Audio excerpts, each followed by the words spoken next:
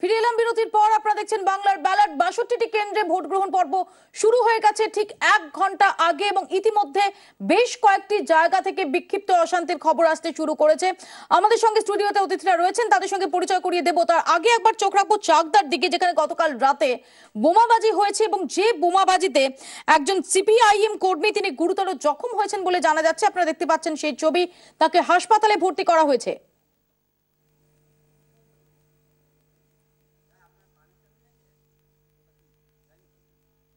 মাঠে ছিলাম আর সকালবেলা দৌড়াচ্ছিলাম আর কি। আপনি কি এজেন্ট? না না, ভোট দিতে যাচ্ছিলেন? এজেন্ট প্রতিবার এজেন্টই হয় আর কি। প্রতিবার এজেন্ট হয়, কিন্তু এবার আমি এজেন্ট ছিলাম না। কেন মারলো কেন আপনাকে? বলতে পারবো না। কি দিয়ে মেরেছে? ইট দিয়ে, দেখুন ইট দিয়ে ধাবাস করে পিছনে মারলো। হ্যাঁ, দাঁত ইট ফিট দিয়ে গোতা দিয়েছে। কি বলছে মারার সময়, কি বলছিলেন? মনে করতে পারছি না আমি। মাথায় ভূত বুঝিয়ে গেছে আর কি। আমি কিছু মনে করতে। কারা মারলো জানেন? শঙ্কু ছিল, আমি এটুখানি মনে হয় শঙ্কু মনে হয়। শঙ্কু কে? শঙ্কু তৃণমূলের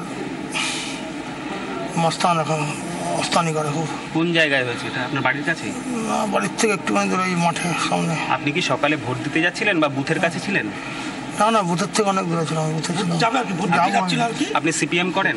হ্যাঁ, সিপিএম বাড়িতে তো আসেনি, মানে সব বাড়িতেই দিচ্ছে, আশেপাশে সব বাড়িতে।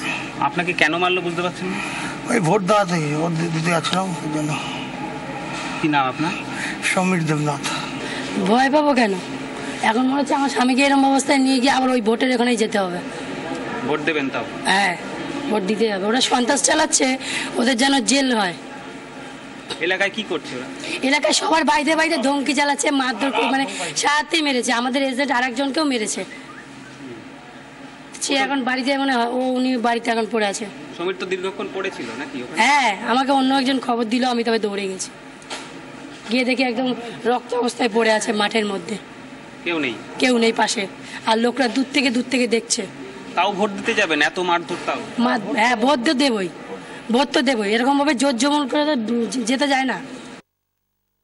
কমলাক্ষ ভট্টাচার্য আমাদের সঙ্গে টেলিফোন লাইনে রয়েছেন। কমলাক্ষ, দেখলাম আমরা কিভাবে মারা হয়েছে সিপিআইএম কর্মীকে, যাদের বিরুদ্ধে অভিযোগ উঠছে, যে শঙ্কুর নাম বলা হচ্ছে, তার ব্যাকগ্রাউন্ড সম্পর্কে কিছু জানা যাচ্ছে? তৃণমূল কংগ্রেসের স্থানীয় নেতৃত্ব, তাদের কোনো প্রতিক্রিয়া পাওয়া যাচ্ছে?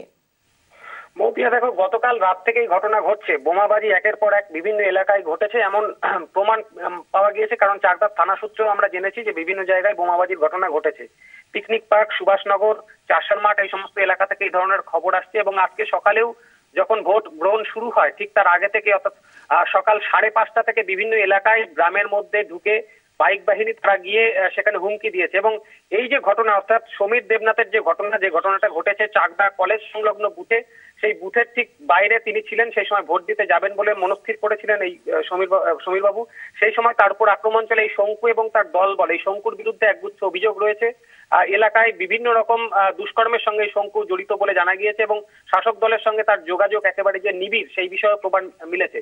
যদিও এই ঘটনার পর এখনো পর্যন্ত এই সমীর দেবনাথকে ইট দিয়ে মাথা এবং মুখ থেতলে দেওয়া হয়েছে এবং তারপর তাকে চাকদা হাসপাতালে নিয়ে আসা হয়েছে। চাকদা হাসপাতাল থেকে তাকে রেফার করা হচ্ছে কল্যাণী হাসপাতালে। তার কারণ তার আঘাত এতটাই গুরুতর। কমলাক্ষ ভট্টাচার্য আমাদের সঙ্গে এতক্ষণ টেলিফোনে কথা বলেন। চাকদা থেকে আপনারা দেখতে পাচ্ছেন সিপিআইএম কর্মী, তাকে বেধড়ক মারধর করা হয়েছে, অভিযোগ স্থানীয় তৃণমূল কংগ্রেসের বিরুদ্ধে। আমরা আপনাদের আগেই দেখিয়েছি গয়েশপুর, সেখানে ইতিমধ্যেই বিভিন্ন জায়গা থেকে অশান্তির খবর আসতে শুরু করেছে। যে ছবিও আমরা আপনাদের দেখিয়েছি, এরকমই আরো ছবি আপনাদের আমরা দেখাবো। নদিয়ার গয়েশপুরে 2 সিপিএম এজেন্টকে মারধরের অভিযোগ উঠল।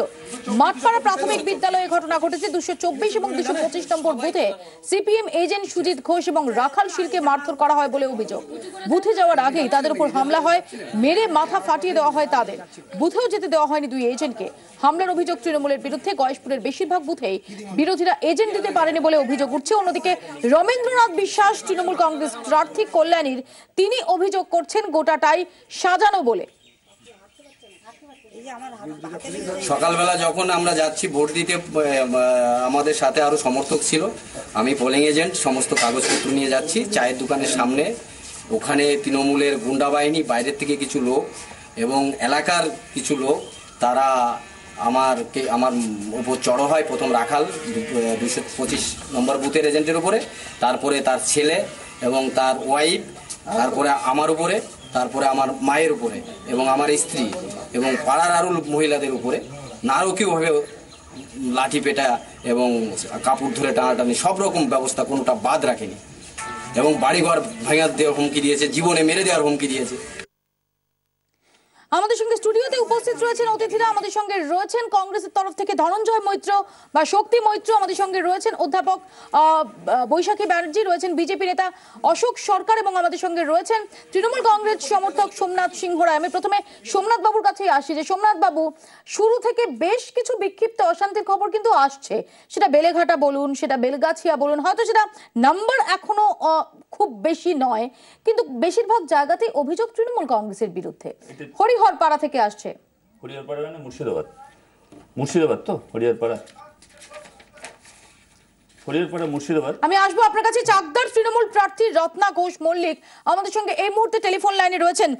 রত্নাদি, মৌপি আপনার সঙ্গে কথা বলছি। চাকদায় সেখানে একজন সিপিআইএম কর্মী গুরুতর জখম হয়েছেন, গোটা রাত বোমাবাজি হয়েছে বলে অভিযোগ আপনাদের বিরুদ্ধে। শুনুন, প্রথম কথা, ভালো আছো? হ্যাঁ ভালো আছি, বলুন। হ্যাঁ থাকো থাকো, সবাই চাটা খেয়ে নেবে, দুপুরবেলা খেয়ে নেবে। হ্যালো, হ্যাঁ রত্নাদি শুনতে পাচ্ছেন? না না, সোজা করে দিতে বলো। রত্নাদি আপনি কি শুনতে পাচ্ছেন? হ্যালো, রত্নাদি বলুন। হ্যাঁ হ্যাঁ বলবো, সোজা করে দিন। হ্যালো রত্নাদি বলুন। হ্যাঁ, আমি তো এখানে যেতে আছি, তুই এদিকে যাচ্ছিস কেন? আমরা ওদিক দিয়ে রত্নাদি, আপনি কি একটু একটানা একটু আমাদের সঙ্গে কথা বলতে পারবেন প্লিজ? আপনাদের বিরুদ্ধে সিরিয়াস অভিযোগ উঠেছে, আপনার উত্তর শোনার জন্য সবাই অপেক্ষা করছে। হ্যাঁ বলুন, কি অভিযোগ? চাকদায় রাতভর বোমাবাজি হয়েছে বলে অভিযোগ, একজন সিপিএম কর্মী গুরুতর জখম হয়েছেন, ইট দিয়ে মেরে তাকে থেতলে দেওয়া হয়েছে, হ্যাঁ অভিযোগ আপনাদের বিরুদ্ধে। শুনুন, আমি আপনাকে একটা কথা বলি, আমরা সারা রাতের মধ্যে একটা বোমা কোথাও পড়েনি, কোনো মানুষ কোনোভাবে কাউকে মারধর করা হয়নি। আমি রাত 12টা অবধি আমি এলাকায় ছিলাম। সম্পূর্ণ অভিযোগ মিথ্যা এবং আমাদের এখানে একদম পিসফুল ইলেকশন হচ্ছে। আমি সমস্ত জায়গায় যাচ্ছি, মানুষ লাইন দিয়ে ভোট দিচ্ছে। সিপিএম এখানে 60,000 বেশি ভোটে হারবে, মাথা খারাপ হয়ে গেছে, তাই এসব মিথ্যে কথা বলছে।